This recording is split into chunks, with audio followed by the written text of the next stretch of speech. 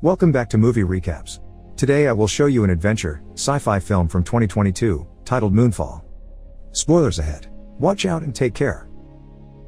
In 2011, astronauts Brian, Jacinda and Marcus are in the middle of a mission to repair a satellite when suddenly their systems start malfunctioning and something extraordinary appears in front of them. A strange metallic black swarm.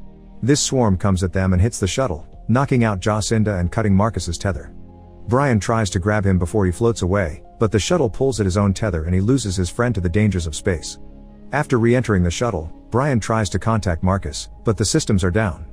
While he tries to find a way to return to Earth, he doesn't notice the swarm entering a hole in the moon. Brian successfully manages to land the shuttle back on the planet, and at first, he's considered a hero for such a deed. But after a 1.5 year long investigation, nobody believes his story, and Jacinda can't defend him because she was unconscious while it all happened. NASA decides the incident was caused by human error and fires Brian. He loses his house, so his wife Brenda and his son Sonny move with Brenda's mother. 10 years later, Casey Houseman is working as a janitor at the University of California, and as usual, he sneaks inside professors' offices to use their computers. He logs in Chile's National Observatory to use their telescopy and even gives them a call pretending to be a professor, only to request a file with the tracking of the moon's orbit to be sent to his personal email instead of the professor's. Afterward, he rushes to his second job as a fast food cashier, but he barely works for a few seconds before he's taking a break to look at the email the observatory has sent him. His theory is right, the moon's orbit is veering closer to Earth. He attempts to call NASA, claiming to be a doctor to be taken seriously, but it's useless. The only public phone number is for NASA's gift shop and they don't have a connection to the higher-ups. Meanwhile, Jacinda is called into work incredibly early in the morning. After checking on her son Jimmy and giving some instructions to his nanny Michelle, she goes to the Space Center where she's informed that the moon's orbit has shifted. Their satellite has also picked up something strange on the moon's surface, strange energy coming out from a hole on the crater floor. Back to KC, he's tired of not getting anywhere with phone calls, so when he picks up the newspaper his cat peed on and notices it's astronaut day at the museum, he prints his research and drives there. A group of kids on a school trip think he's the one that will be giving them a lecture, so KC takes the chance to pass on his theories. He believes the moon is an artificial megastructure built by aliens and therefore hollow inside. The one who is supposed to give this talk is Brian, who has overslept and is woken up by his landlord asking for months of late rent. Brian escapes through the window and drives to the museum, where KC immediately tells him all about his discovery. Brian doesn't believe him and gets security to kick him out, but before he leaves, KC throws his research papers at Brian, who picks them up and throws them in the trash. Later, Brian gets a call from Brenda asking him to turn on the TV. Sonny is appearing on the news because he got on a high-speed chase with the cops. A couple of days later, Brian goes to Sonny's trial and ruins the whole thing by constantly interrupting the judge and lying trying to defend his son. This ends up with the judge postponing the trial and sending Sonny to jail until then.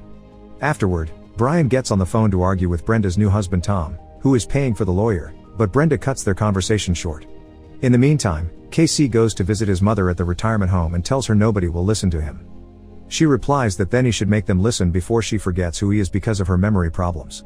In the NASA offices, Jacinda is showing Deputy Director Albert Hutchings their recent discoveries. The moon has entered an elliptical orbit, which means in around 3 weeks moon debris will fall on Earth. Jacinda wants to go back to the moon, but they don't have the means to, and Alberts wants everyone to keep their mouths shut about the issue until they think of something. The request comes in too late though. An anonymous source has leaked the information to the internet. Brian pays a visit to the judge and tries to bribe him to free his son, but the judge doesn't have time to listen to him. Everyone is leaving the city because of the news, which Brian hasn't heard yet. He checks the TV and sees Albert talking to the press, explaining they'll send a lunar recon mission and there's no reason to panic. Tom also wants to leave the city, but Brenda doesn't want to leave Sonny in jail, even if Tom swears his lawyer will get him out and find a way to send him to Colorado with them. As cities all around the world go through mass migration, riots, and looting, NASA sends out an SLS Block 2 to investigate the abnormality. Newscasts follow the official announcement but also begin talking about conspiracy theories, even mentioning megastructures. Brian is shocked to hear this and goes back to the museum to search the trash cans for the papers KC had left him, and when he finds them, he checks KC's website and learns of an emergency meeting he'll be holding soon. The NASA shuttle reaches the moon and sends a probe down the hole, which steadily goes down for a while until suddenly it begins going back up. As the computers show the moon's orbit shifting again, the same black swarm from Jacinda's mission comes out of the hole and attacks the SLS, killing all the astronauts inside. Meanwhile, Brian goes to KC's meeting at a hotel, only to find him surrounded by a few conspiracy theorists that can't tell reality from craziness. Brian interrupts his talk and takes KC to a restaurant so he can hear the explanation of why KC knew this before NASA did. KC has been studying distant planets for years looking for megastructures made by aliens and was surprised to find the moon is one. A megastructure has a rigid shell built around a power core, and something must have happened to the one inside the moon to veer it off course. At that moment, the consequences of the moon shifting again begin terrorizing Earth. Coastal cities are now the victims of storm surges and record tides. The city is starting to flood and the attendants of the meeting can't leave the hotel now, so Brian sends them upstairs for safety. KC doesn't move quick enough and is hit by a wave, so Brian has to jump into the water to take him out. Jacinda and Albert look over the mission footage and reach the conclusion the swarm is showing signs of intelligence, so it must be an AI. Earth is not ready to deal with such a thing, so Albert quits and makes Jacinda the new deputy director. This is very suspicious behavior and Jacinda demands answers, so Albert gives her his clearance so she can look for the information herself. Jacinda goes to NASA's limited area and finds footage of her last mission that confirms Brian has always said the truth. The swarm that attacked them is the same they're seeing now. She's then approached by Holden Field, a former NASA official that can answer her questions. In 1969, when the famous Apollo 11 landed on the moon, it lost contact with mission control for 2 minutes, or at least, that's what the official story says. Actually, mission control cut the feed off so the world wouldn't learn about what they found on the moon that day. There were strange pulsating lights emanating from beneath the moon's crust and NASA decided to cover it up because that technology was years ahead of Earth's and they weren't sure they could stop it. Their only shot had been a military program called Zulu X-Ray 7, but it was shut down for budgetary reasons. Jacinda contacts the military leaders to see if they can work together on a solution, but they turn her down, saying this is their operation now. She tries to tell her ex-husband General Doug Davidson that sending nukes is a terrible idea because the global fallout would kill everybody, but Doug trusts his people and turns her down too. He also asks for her and Jimmy to come to his home, but she refuses to quit her position in times of emergency. She wants Doug to send her the Zulu X-Ray 7, even if it is incomplete, because its EMP is their only hope. Doug accepts only after she promises she and Jimmy will join him after the launch. Later that night, a military helicopter goes to pick up Brian at the hotel, and he accepts to go only if KC goes with him. They meet with Jacinda, who tries to explain the things they already know, and KC admits he was the one that leaked the information online. Because this AI swarm can recognize Earth's technology, Jacinda is recruiting Brian because he's the only astronaut to ever land a shuttle without power.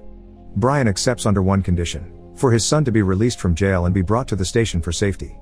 After the deal is accepted, the crew retrieves a retired shuttle from the museum to be used to transport the EMP. The world begins to go through earthquakes and volcanic eruptions, which doesn't make sense. The moon doesn't have enough gravity to do that no matter how close it gets, which is another point for KC's megastructure theory. The military arrives at NASA. It teaches Brian how to detonate the EMP and in return, Brian explains how they'll have a navigator doing the calculations by hand so they don't have to use electronics, they'll only rely on their thrusters to land.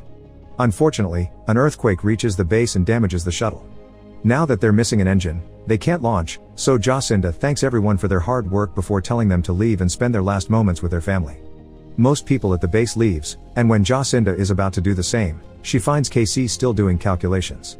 The moon's gravity will be over 80% of the Earth's pull. This means that if they launch the second the moon is right above Earth, they can use its gravitational pull to launch as the extra boost they need to make up for the broken engine.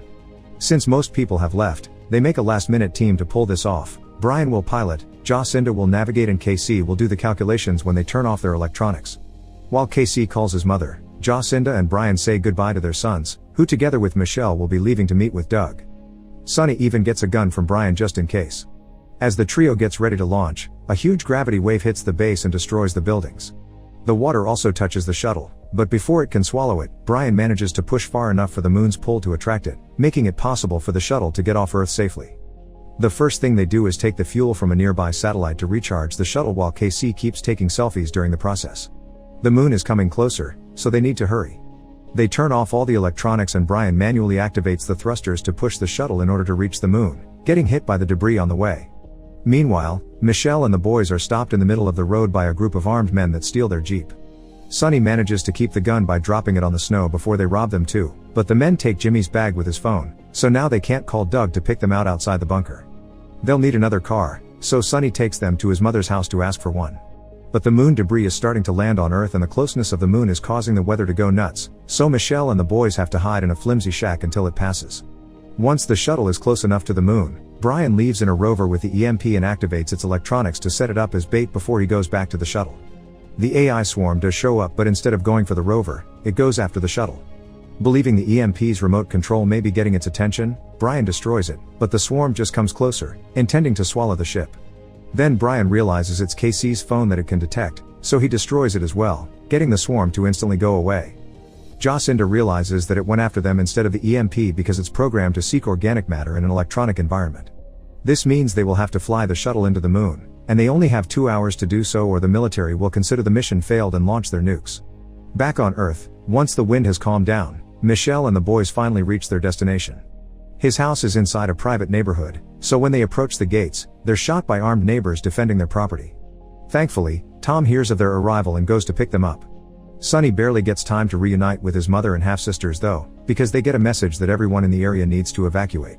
To be safe on the road, they stop by the fire station to take some oxygen tanks, since soon the bad effects of the moon on the planet will include atmospheric dissipation and it will be hard to breathe.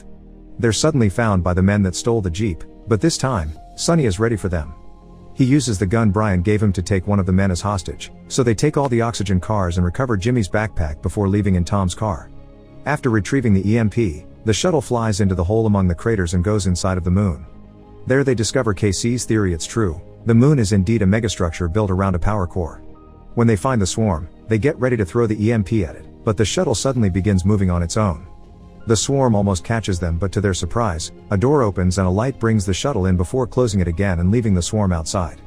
The landing is rough though, so the shuttle is destroyed and the trio falls unconscious. At that moment, the shuttle door opens and the same light begins scanning them. The mission has taken too long and the military is ready to launch their nukes. Sonny and his family are being chased by the robbers, who are opening fire on them, so Tom fires back while Sonny does his best to guide the car away from the falling debris. When a crater opens on the ground right in front of them, Sonny keeps going and makes the car jump over it. This also helps them lose the chasers, who are either hit by the debris or fall into the crater. Once they're at a safe distance, they get a call from Doug, who tells them he can't receive them in the bunker anymore because of the missile launch, so they'll have to find their own shelter. As predicted, the atmosphere begins losing its oxygen and birds fall dead to the ground, so the family puts on the oxygen masks before they take the road on foot. Back on the moon, Jacinda and KC wake up to discover they can breathe and there's gravity around them, but Brian is nowhere in sight. A door opens at the end of the room and they enter it regardless of KC's suspicions because Jacinda believes there are two different entities trapped there and one of them is trying to help them. Brian is in contact with the nice entity right now. He wakes up in a strange room and is surrounded by a white light that makes him see images the entity uses to communicate with him, like taking the form of Sonny to explain what is going on. Billions of years ago, humanity's ancestors live happily on a planet far away with technology Earth hasn't even dreamed of yet. But things changed when the AI they created became self-aware and turned against them by transforming into endless swarms of nanotechnology that hunted down all biological life. To avoid extinction, the ancestors escaped in vessels like the Moon, which had the mission to find a new place to live in. Earth is the only place they could find that could sustain life, thanks to being at the perfect distance from the Sun. This AI talking to Brian, which is the Moon's main operating system, needs humans to attract the swarms away from the core so the Moon will return to its orbit. Brian is freed from the weird light just in time to be found by Jacinda and KC. Ready to join the fight, Brian fills his friends in while taking them back to the shuttle, which has been repaired by the AI. The EMP has also been given an upgrade to be powerful enough to kill the swarm. They only have 10 minutes left before the nukes are launched, but Brian has a plan. On Earth, one of Tom's daughters has emptied her oxygen tank, so he gives her his and encourages her to keep going while he follows her. In truth, as soon as she is out of sight, Tom collapses on the ground and dies. The girl manages to reunite with her family, but when they don't see Tom, Sonny decides to go searching for him, which should be easier because air is slowly coming back. This is because the Moon is finally touching Earth and the falling debris traps Sonny as he gets away, so Michelle decides to go help him. She finds him under a fallen tree and by using the Moon's gravitational pull, together they move it away and run back to Brenda and the girls after jumping over a broken bridge. Cities everywhere are collapsing under the Moon's pressure and the military decides it's time to launch the nukes.